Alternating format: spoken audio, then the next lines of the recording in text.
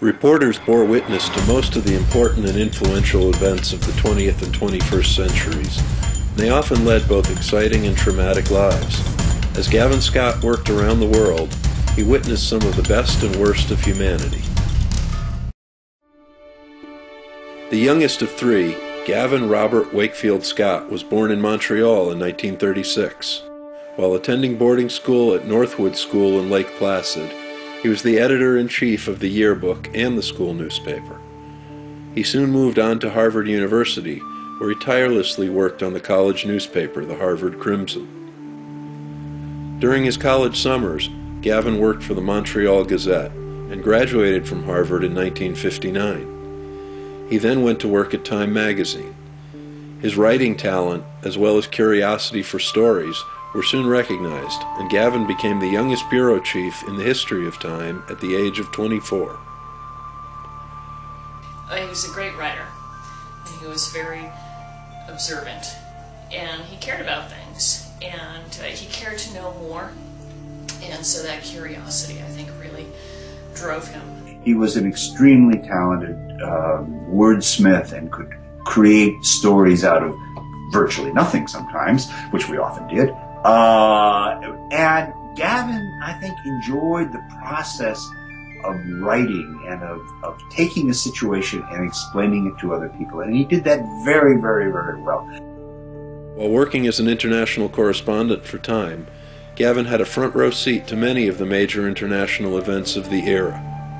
It was a great thing. I mean, Time had a pretty good reputation, especially overseas. Gavin was moved around the world. I mean, he lived in Latin America, he worked in the Middle East, he worked in Europe, he worked in Asia. And that experience of being around, being in all those places and working in all those places was something that Gavin, I think, really adored. Gavin's first international posting was in Argentina, at a time when much of the interest in Latin America concerned countries becoming communist. Since he was Canadian, Gavin was able to travel to Cuba to cover the Cuban Missile Crisis. After being posted in London and covering the Boston student riots, he reported on the Arab-Israeli conflict from Beirut. Gavin was also in Saigon at the end of the Vietnam War and in Spain for the death of the dictator Francisco Franco. Soon after, he traveled to Nairobi, San Francisco, and Rio de Janeiro, where he covered stories such as the eruption of Mount St. Helens, the People's Temple massacre in Guyana, and the Falklands War, before retiring to Ottawa. I think he could get people to talk to him because he was basically someone who people trusted, and he didn't badger them. He sort of got the information out of people in interviews by kind of he was the good cop. Aside from Gavin's journalistic talent, he was widely known as an honest and altruistic person and a great storyteller. I think the great thing about being a journalist is your colleagues and knowing your colleagues. And Gavin was a rather special guy. There are journalists that you know and you work with who, well, who are very competitive, who are not the nicest people in the world. They're very good journalists, and they may be, in the end, pretty nice folks. But Gavin was both a good competitive journalist, but a very, very nice man, and people liked him intuitively.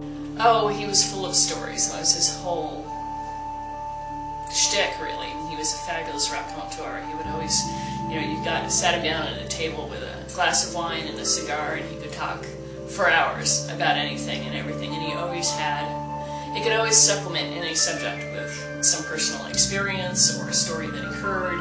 So he had an endless supply of stories. When you talk to people who knew him, they'll always come around to the fact that he was just so interesting because he always had so much to share.